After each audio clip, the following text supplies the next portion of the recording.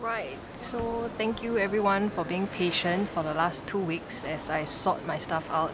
As you can see, my background is a little different. Right now I'm at Changi Airport and I'm to South Korea for the next 2.5 months. Today we'll be going through the Money Diaries series and let's wrap up August. At the end of this video, I'm also going to introduce to you one credit card that I've actually recently tried out, and I feel it's a good card to have and to add on into the number of cards that you have in your wallet, or make the change to actually use this card because of the no minimum spending. Stay tuned for that. Let's just go through my income, expenses, bill, etc. You know the drill.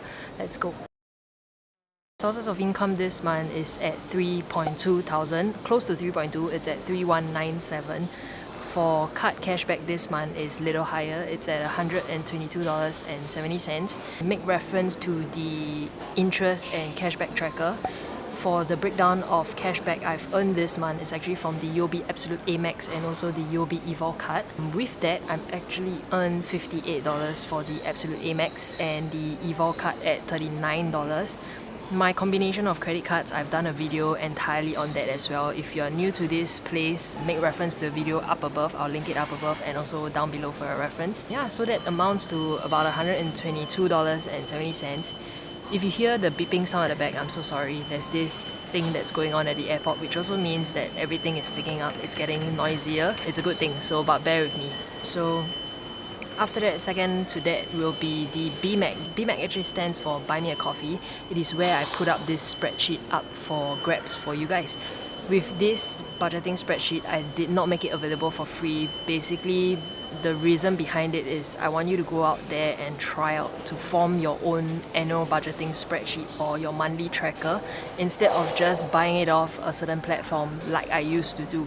And I felt that it doesn't suit the needs of every single individual. But if you personally feel that when I go through my Money Diaries videos and you feel that it applies to you, you are able to use this spreadsheet, then go ahead and make the purchase. It's not at a very expensive price as well. The next item is the crypto interest realized. So why I say realize is because I actually sold off the coins that I've earned in interest. I own certain coins as assets. I keep it at a platform to earn me interest and I've sold that off, so it's crypto interest realized, and a total of $183 came from there. That amounted to about 3.2 thousand this month. Going down the list, let's talk about bills that I have to pay for this month. Usual recurring bills are like my life insurance, my endowment plan. Those are, needless to say, fixed expenses that incur every single month.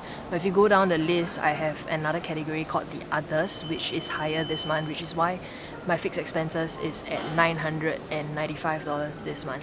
Well, savings, we'll touch on that later. Whether did I hit my $1,500 for this month will all be talked about later. So let's just go into expenses right now.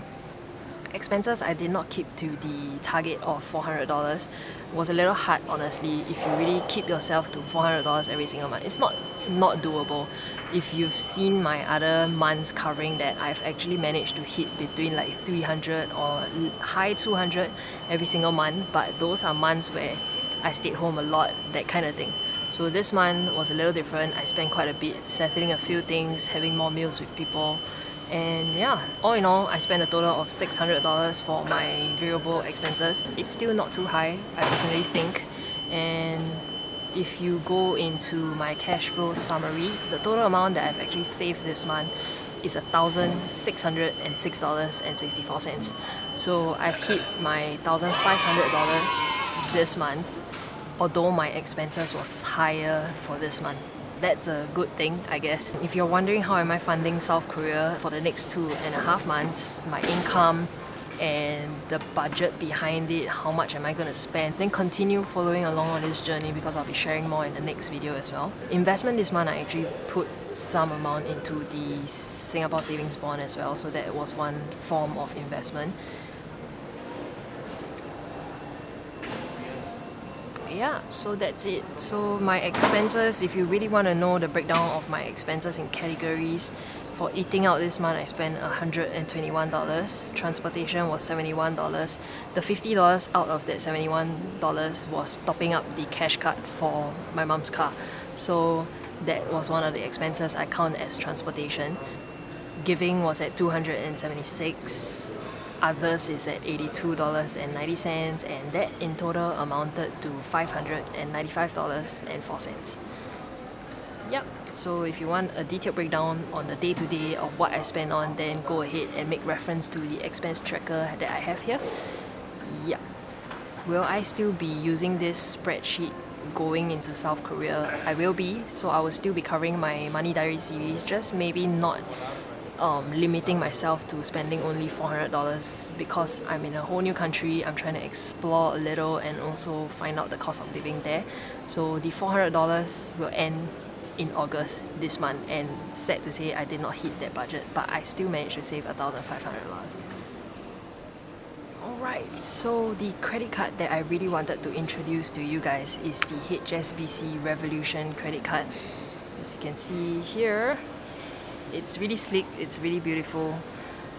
It's a card that I've been trying out for the last 2.5 months, close to 3 months. I wanted to try it out and really utilize it to its maximum before I actually recommend it to you guys. So it is a card that I feel it's worth it because of the no minimum spending. So a lot of us, we just entered the workforce and we are just spending but not being able to hit the $600 per month like most cards have. For example, the UOB Evol card and also the DBS Live Fresh, which requires you to spend $600 minimally every single month in order to clock the cashback. But for this HSBC Revolution card, you do not have to do that. Just hit the categories that qualify for your cashback, which some examples are actually dining out, transportation, shopping, groceries. That kind of thing actually gives you points in order to get the 2.5% cashback. And another pro about this card is actually the 4 miles per dollar option. So with this card, it's actually a 2-in-1 where you can either choose to redeem your points by miles at a rate of 4 miles per dollar. If not, redeem the points for 2.5% cashback. With every dollar, you get 10 rewards point. So with HSBC, they give you based on reward points and not immediate cashback. What you need to do is to navigate to the app when they give you the points after a 2-month calendar. So after they reward you the points 2 months later, you will be able to redeem the points on the app itself. All in all, it is still higher compared to your UOB Absolute Amex. So with the HSBC Revolution card, a lot of people have asked me, even for UOB Evol, does insurance payment count for cashback? The answer is no. The only card that actually gives you cashback for your insurance premiums is the UOB Absolute Amex. Keep that in mind. Will I still be using the HSBC Revolution? For me, in my case, no, because I will not be in Singapore. But if I were still going to continue living in Singapore for the next few months, I will be using the HSBC Revolution, which is why I actually signed up for it as well. So my overseas card combination, if you're curious to know, let me know in the comment section below. I'll cover it in the next video. Right now, I have a flight to catch and it's 2 a.m. in the morning. I'm really tired and I'll see you in the next video. Bye bye.